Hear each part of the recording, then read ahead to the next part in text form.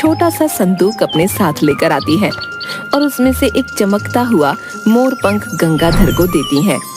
ये ले बेटा, ये जादुई मोर पंख है, मैं तुझे देना चाहती हूँ।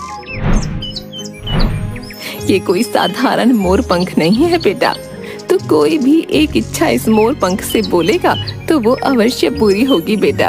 अब मैं तो बहुत बूढ़ी हो चुकी हूँ, अब भला मेरी तो कोई इच्छा ही नहीं रही, लेकिन मैं ये तुम्हें देना चाहती हूँ बेटा।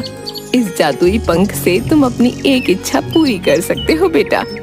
गंगाधर ये सुनकर बहुत खुश हो जाता है। क्या सच में अम्मा, तुम सच बोल रही हो? अगर ऐसा है तो मैं ये जादुई पंख अपनी पत्नी को दूंगा।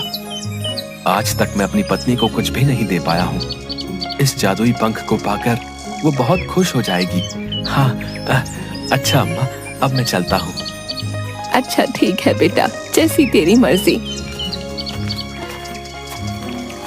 जिसके बाद गंगाधर वो जादुई पंख लिए जंगल के रास्ते से अपने घर जा ही रहा होता है कि तभी वो देखता है कि जंगल में एक जगह एक आदमी बहुत बुरी हालत में बैठा रो रहा होता है। उसके रोने की आवाज सुनकर गंगाधर उसके पास जाता है। अरे भाई, कौन हो तुम और रो क्यों रहे हो? आखिर क्या बात है? क्या कोई परेशानी है? बताओ मुझे, तुम रो क्यों रहे हो? मैं घोर परेशानी में हूँ, मैं मरने वाला हूँ। मुझे नहीं लगता कि अब मैं जिंदा बच सकूंगा भाई। उसकी ये बात सुनकर गंगाधर हैरान हो जाता है। ये तुम क्या कह रहे हो? कौन हो तुम और आखिर तुम क्यों मरने वाले हो? बताओ मुझे, क्या हुआ है तुम्हारे साथ? मैं पड़ोसी राज्य का मंत्री सेवक राम हूँ। कल सुबह मेरे जीवन की आखिरी सुबह होगी। मुझे मृत्यु दंड की सजा सुनाई गई है। मेरा जीवन समाप्त होने को है। अगर मैंने जल्द से जल्द राजा की इच्छा पूरी नहीं की तो वो मुझे मृत्यु दंड दे देंगे। मृत्यु दंड? लेकिन क्यों? क्या इच्छा है राजा की? बताएं मुझे। राजा की पत्नी और हमारी महारानी को एक बीमारी हो गई है। महारानी राजा की प्रिय रानी है और पूरे राज्य में सबसे सुंदर स्त्री भी। लेकिन कुछ दिनों से उन्हें एक ऐसी बीमारी ने घेर लिया है जिसकी वजह से उनके पूरे शरीर पर बहुत ही भद्दे और खराब दिखने वाले निशान हो गए हैं, जिसकी वजह से अब वो बहुत क्रूर नजर आती हैं। दरबार में कई वैद्यों को बुलाया गया, लेकिन किसी के भी पास रानी की इस बीमारी का इलाज नहीं मिला, जिसकी वजह से राजा ने मुझे आदेश दिया है कि अगर जल्द से जल्द मैंने उस वैद्य को नहीं ढूंढा जिसके पास रानी की इस बीमारी का इलाज हो तो वो मुझे मृत्यु दंड दे देंगे।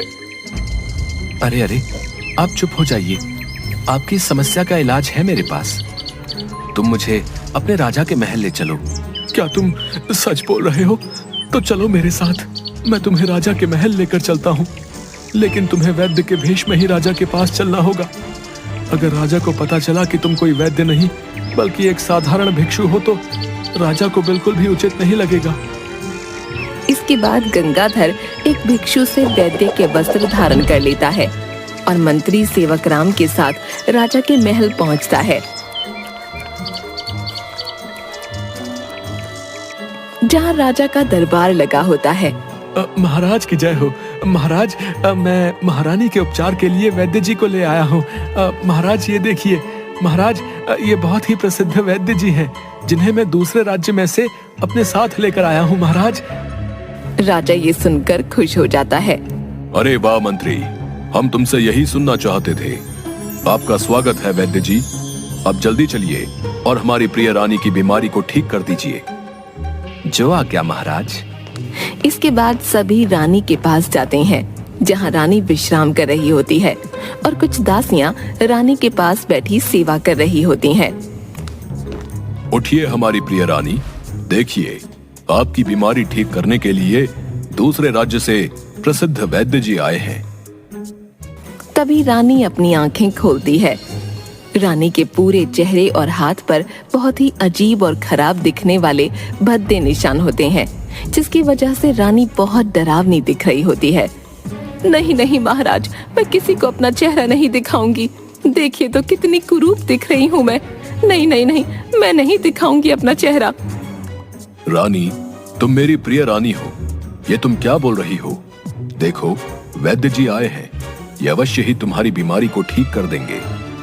गंगाधर रानी के शरीर के सारे अजीब और भद्दे निशान देखता है और थोड़ा हैरान हो जाता है। इसके बाद गंगाधर बूढ़ी अम्मा का दिया हुआ जादुई पंख अपने हाथ में लेता है और उसे याद आता है कि अम्मा ने कहा था इस जादुई पंख से कोई एक इच्छा पूरी की जा सकती है। हे जादुई पंख, मेरी इच्छा है कि तुम रानी की ये भद्दे निशान दिखने वाली बीमारी ठीक कर दो। अगर रानी की बीमारी ठीक नहीं हुई तो बेचारे मंत्री सेवक राम को मृत्यु दंड दे दिया जाएगा। तभी गंगाधर जैसे ही जादुई पंख को रानी के मुख पर रखता है, अचानक देखते ही देखते काफी तेज रोशनी होती है और रानी के सारे भद्दे और खराब दिखने वाले निशान गायब हो जाते हैं। ये देखकर सभी बहुत खुश हो जाते हैं। महाराज देखिए देखिए ना, मैं एकदम ठीक हो गई हूँ। देखिए मेरा रूप पहले की तरह चमक रहा है। देखिए ना महाराज, हाँ, हाय हाय, वाह वाह, मैं फिर से सुंदर हो गई हूँ। मैं सुंदर हो गई हूँ। हाँ हमारी प्रिय रानी, हम देख सकते हैं तुम्हारा रूप पहले की ही तरह चमक रहा है। वाकई ये हमारे लिए बहुत खुशी की बात है। वाह हमारे प्रिय मंत्री, हम तुमसे बहुत प्रसन्न हुए। अब तुम्हें मृत्यु दंड नहीं दिया जाएगा। वैद्य, तुम्हारा बहुत बहुत धन्यवाद जो तुमने हमारी प्रिय रानी की बीमारी को ठीक कर दिया। हम आपको भेंट स्वरूप 100 सोने की मोहरें देते हैं। इतना सुनते ही गंगाधर खुश हो जाता है। आपका धन्यवाद महाराज, लेकिन आप एक सच नहीं जानते हैं। मैं कोई वैद्य नहीं हूँ, बल्कि एक साधारण भिक्षु हूँ जो आपके ही राज्य से दूर एक छोटे से गांव में भिक्षा मांगा करता है। आपके मंत्री ने मुझे रानी की दशा के बारे में बताया तो मैं मंत्री को मृत्यु दंड से बचाने यहाँ आपके महल में आ गया। राजा उसकी बात सुनकर थोड़ा हैरान हो जाता है। जी महाराज, मैंने आपसे ये झूठ बोला। ये कोई वैद्य नहीं बल्कि एक साधारण भिक्षु है। मुझे माफ कर दीजिए महाराज। हमने तुम्हें माफ कर दिया है। तुम्हारे इस झूठ से हमें आज ये सीख मिली है कि एक साधारण सा भिक्षु भी अपने ज्ञान से बहुत बड़ा हो सकता है। व्यक्ति का कर्म ही उसे बड़ा बनाता है। सभी दरबार में राजा की ये बात सुनकर खुश हो जाते हैं। तभी गंगाधर को सोने की 100 मोहरें दी जाती हैं, जिसको लेकर वो अपने घर जाता है। अरे कहाँ चले गए थे आप? मैंने आपको कहाँ कहाँ नहीं ढूंढा, बताएं मुझे। तभी गंगाधर उसे सारी बात बताता है।